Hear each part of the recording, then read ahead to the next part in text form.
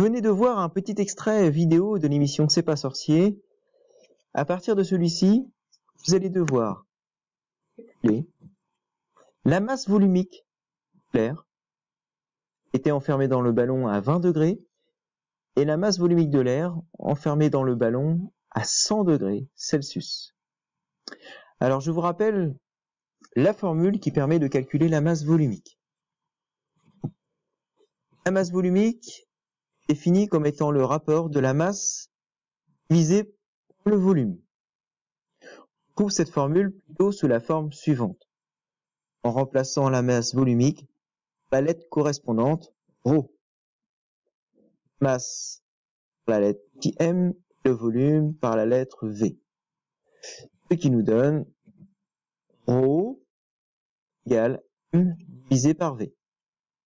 Volumique égale à la masse divisé par le volume.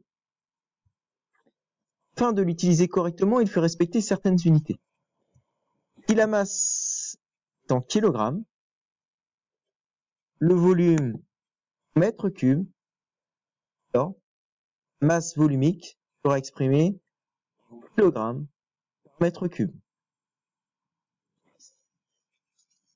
Nous allons voir que pour utiliser correctement une formule, il y a 7 critères de réussite, F1 à F7. Il faut suivre dans l'ordre avec rigueur.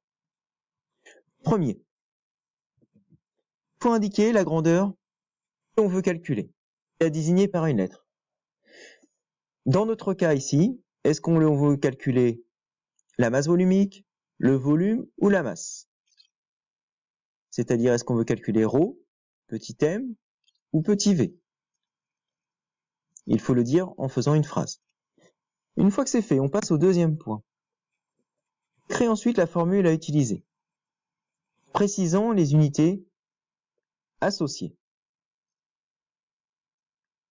à chaque lettre et la grandeur qu'elle désigne. C'est-à-dire, il faut indiquer petit m ce que ça signifie, ρ ce que ça signifie. Même chose pour la lettre v. Je passe ensuite à la troisième étape, j'écris les valeurs dont j'ai besoin, fais les conversions nécessaires pour utiliser la formule. Les valeurs sont soit données dans l'énoncé, ici elles vous sont données dans la vidéo. Je dois l'écrire sur le cahier.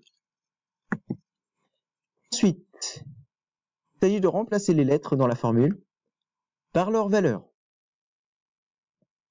Une fois que c'est fait, et seulement à ce moment-là, je tape le calcul à la calculatrice. Sixième étape, il faut donner le résultat sans oublier une unité. Enfin, la dernière, on donne le résultat en faisant une phrase.